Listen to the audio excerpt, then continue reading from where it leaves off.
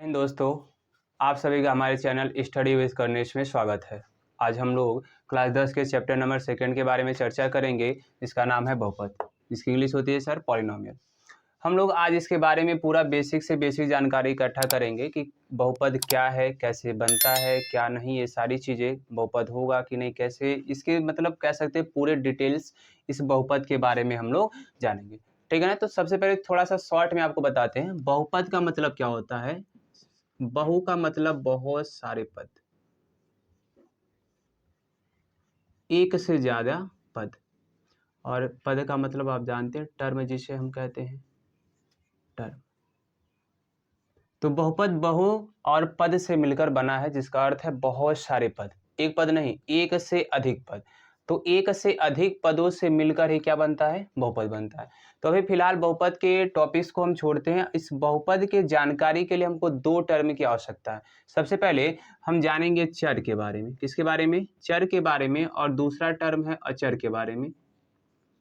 चर की इंग्लिश होती है वेरिएबल और अचर की इंग्लिश होती है कांस्टेंट। तो हम सबसे पहले चर को बताएं आपसे कि अंग्रेजी वर्णमाला में इंग्लिश अल्फ़ाबेट में जितने भी लेटर्स हमारे होते हैं, ए से लेकर जेड तक, जैसे हम लिख रहे हैं यहाँ पे ए बी सी डी से लेकर जेड तक, ए से लेकर ए टू जेड, आप कह सकते हैं कि जितने भी अल्फ़ाबेट लेटर्स होंगे सब क्या कहलाएंगे, चर कहलाएंगे। आपको हमारे ख्याल से समझ में आ रहा होगा। अगर हम अचर की बात करें तो अचर में जितनी भी सारी संख्याएं होती हैं, जितनी भी सारी संख्या, प्लस का, माइनस का, रूट का, भिन्न का, जितनी भी होती हैं, जैसे हम आपके सामने लिख रहे हैं 1 2 3 -4 -5 अंडर रूट का 6 अंडर रूट में 3 और 3/2 -4/6। ये सब आप जितनी भी संख्याएं देख रहे हैं, चाहे प्राकृतिक संख्या हो, पूर्ण संख्या हो, पूर्णांक हो, परिमेय संख्या हो, अपरिमेय संख्या हो, वो सब सारे अचर कहलाते हैं। क्या कहलाते हैं? अचर कहलाते हैं। तो आपको हमने चर और अचर के बारे में बहुत सिंपली वे में बताया कि जितनी भी सारी संख्याएं हैं वो सब क्या कहलाएंगी, अचर कहलाएंगी। और जितने भी सारे लेटर्स हैं अंग्रेजी वर्णमाला में सर, वो सब क्या कहलाएंगे, चर कहलाएंगे, जिसे हम क्या कहते हैं, वेरिएबल कहते हैं। अब आपको थोड़ा सा इन दोनों के बारे में और थोड़ी सी जानकारी दें। जैसे हम अचर के बारे में चर्चा करें, जैसे हम एक संख्या ले लिए, 3 ले लिए। क्या ले लिए? 3। और अब हम आपसे पूछे कि बताइए कि इस 3 को आप अपने घर पे 4 पढ़ते हैं? तो आप कहेंगे सर नहीं। क्यों? क्योंकि 3 जहां भी रहेगा इसको आप हमेशा 3 ही पढ़ेंगे। आप कहीं भी चले जाइए, शादी में, कहीं भी, कोचिंग में, स्कूल में, कहीं दूसरे जगह, किसी दूसरे शहर, किसी दूसरे देश में, तो आप हमेशा इस 3 को हमेशा क्या पढ़ेंगे, 3 ही पढ़ेंगे। लेकिन ठीक इसका अपोजिट की बात करें तो इसमें से हम मान लेते हैं एक वेरिएबल ले रहे हैं यक्स। क्या ले रहे हैं? यक्स। अब हम आपसे पूछे कि इस यक्स का वैल्यू बताइए, इस यक्स का मान बताइए, तो आप लोगों में से बहुत लोग कहेंगे कि सर आप हमारा मान रखिए 3। तो कोई उसी में से कहेगा नहीं सर आप हमारा मान रखिए -5। हम आपसे कहेंगे भाई चलो एक और कोई मान बताओ, तो आप कहेंगे सर रखिए 4/3। तो उसमें से कोई लड़का कहेगा नहीं सर आप सभी लोग गलत बता रहे हैं, आप हमारा रखिए √5। अब आप यहाँ पे क्या देख रहे हैं कि इस यक्स का जो वैल्यू है बार बार अलग आ रहा है। सभी के रिस्पेक्ट की बात करें तो हर स्टूडेंट के लिए इस यक्स की वैल्यू क्या है, अलग अलग है। लेकिन इस 3 की बात करें तो इस 3 सर कोई भी स्टूडेंट आ जाए, किसी भी प्रकार का आ जाए, वो हमेशा इसको 3 ही पढ़ेगा।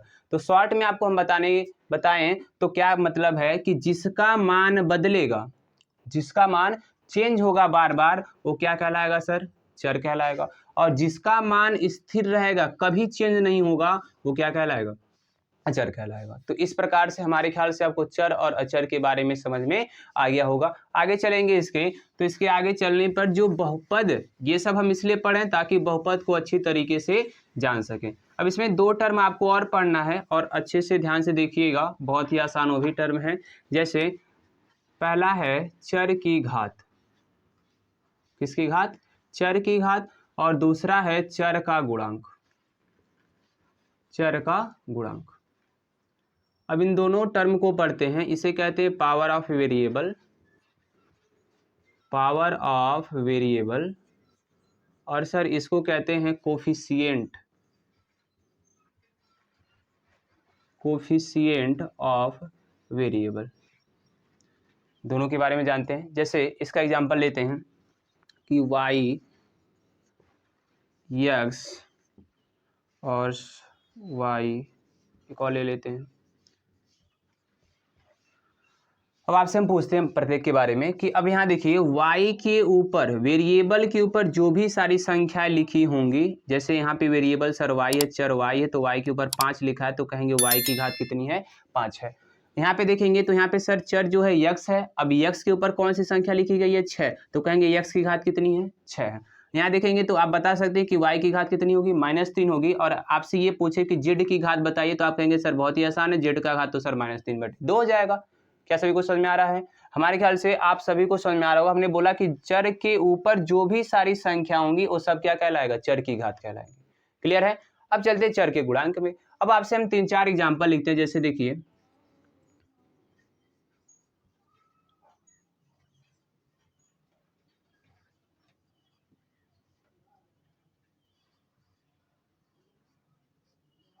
ये 4 एग्जाम्पल आपके सामने लिखे हैं। अब चारों एग्जाम्पल में हम आपसे प्रत्येक का गुणांक पूछेंगे, कोफिशिएंट पूछेंगे कि what is the coefficient of this variable या दिस क्वेश्चन। ठीक है ना? तो कहने का अब आपसे क्वेश्चन में कर रहा हूं कि एक्स स्क्वायर का गुणांक क्या होगा। तो आप याद रखिएगा जिसका गुणांक पूछेगा उसके पहले जो संख्या लिखी गई होगी, हमने क्या बोला, जिसका गुणांक पूछेगा उसके पहले जो संख्या लिखी गई होगी विद द साइन, यानी प्लस या माइनस जो भी लगा होगा वो क्या कहलाएगा, उस चर का गुणांक कहलाएगा। तो हम आपसे पूछे एक्स स्क्वायर का गुणांक यहाँ पे क्या होगा, आप कहेंगे सर +4।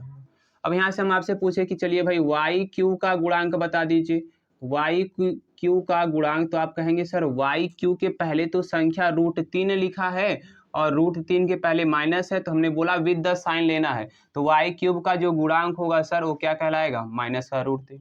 अब यहाँ पे देखेंगे, सबसे पहले इसको देखते हैं नीचे वाले को। तो आपसे कहें भाई x⁴ का गुणांक बता दीजिए तो क्या होगा, तो x⁴ के पहले आप देखेंगे कौन सी संख्या है, तो सर संख्या -4, तो कहेंगे इसका गुणांक हो जाएगा -4। अब एक और बचा है, इसको इसलिए छोड़ दिए थे। अब आप देखेंगे ZQ, तो ZQ के पहले तो सर कोई संख्या नहीं है, ZQ के पहले तो कोई संख्या नहीं है, तो आप याद रखिएगा इसके पहले कि जब भी कोई वेरिएबल देगा उसके पहले कोई संख्या नहीं है, तो समझ जाए उसके पहले कौन सी संख्या लिखी गई है, 1। तो हम कहें कि भाई चलिए तो अब तो बता दीजिए ZQ का गुणांक क्या होगा, तो आप बहुत ही आसानी से कह देंगे सर ZQ का गुणांक तो -1 हो जाएगा। क्या सभी को समझ में आ रहा होगा? बोलो भाई। तो इस प्रकार से हम अभी जो बहुपद पढ़ने जा रहे थे टॉपिक्स, तो उसमें हम आपको 4 टर्म समझाएं। पहला चर, दूसरा अचर, तीसरा चर की घात और चौथा चर का गुणांक। अब इसके बाद हम लोग बहुपद का डेफिनेशन पढ़ेंगे। किसका डेफिनेशन पढ़ेंगे? बहुपद का। और बहुत ही आसान है बहुपद, और आप लोगों को हम प्रयास करेंगे बहुत ही बेसिक से समझाएं ताकि आप कोई भी क्वेश्चन किसी भी किताब का आसानी से सॉल्व कर सके। तो बहुपद का डेफिनेशन हम आप यहाँ लिख रहे हैं कि जिस प्रश्न में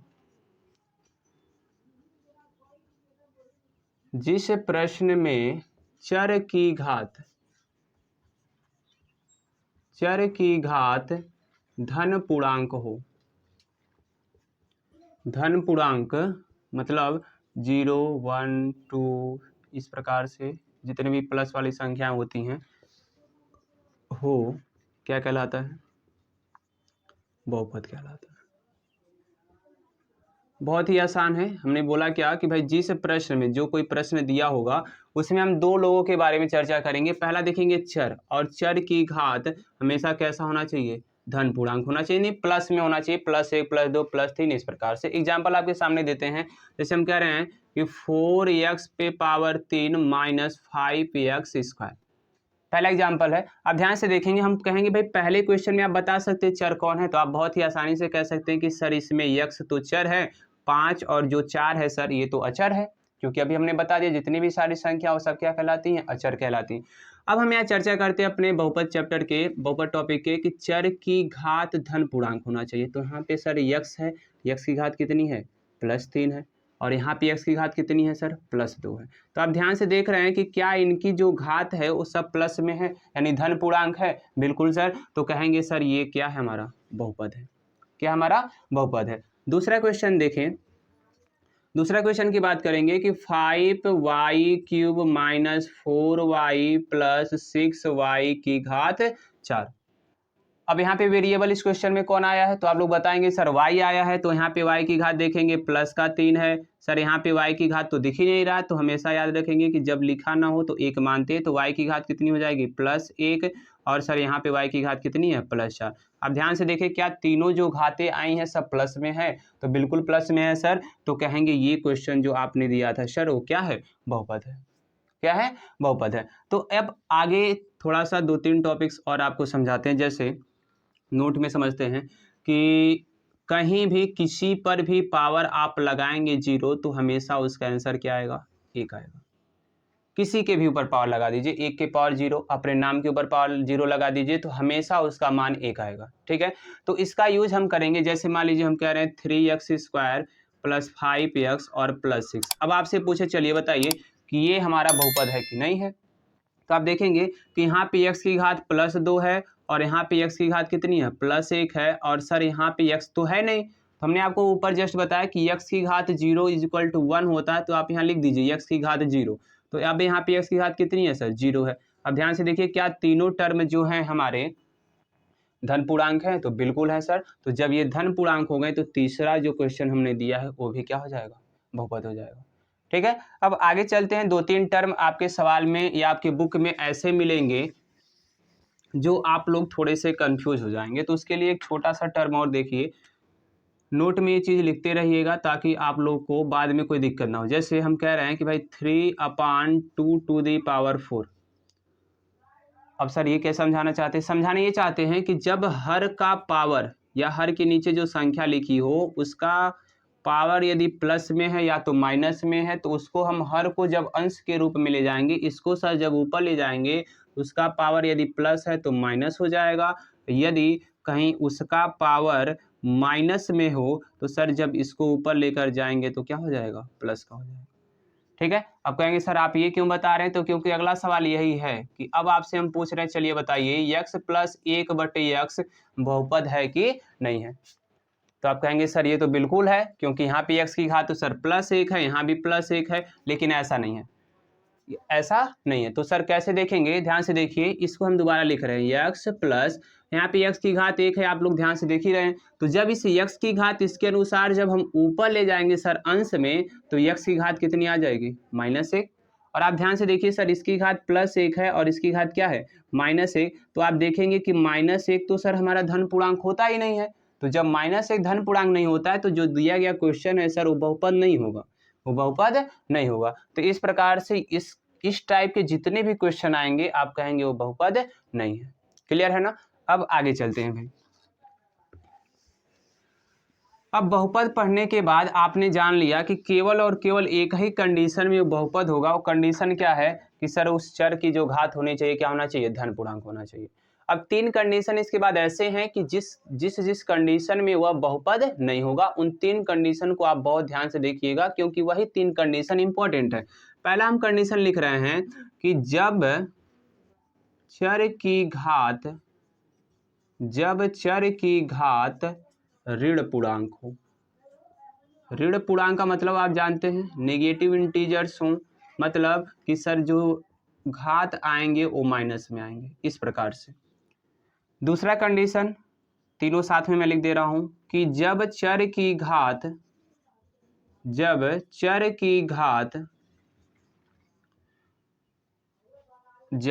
घात भिन्न में हो, इसमें हो, भिन्न में हो, भिन्न का मतलब आप जानते हैं 4/3 -2/3 इस प्रकार से हो।